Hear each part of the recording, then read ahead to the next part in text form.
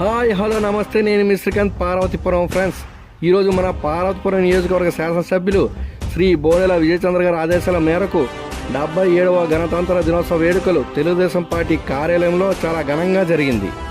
ఈ వేడుకల్లో తెలుగుదేశం పార్టీ నాయకులు, కార్యకర్తలు, మహిళలు పెద్ద సంఖ్యలో పాల్గొని మన జాతీయ జెండాను ఎగరవేశారు.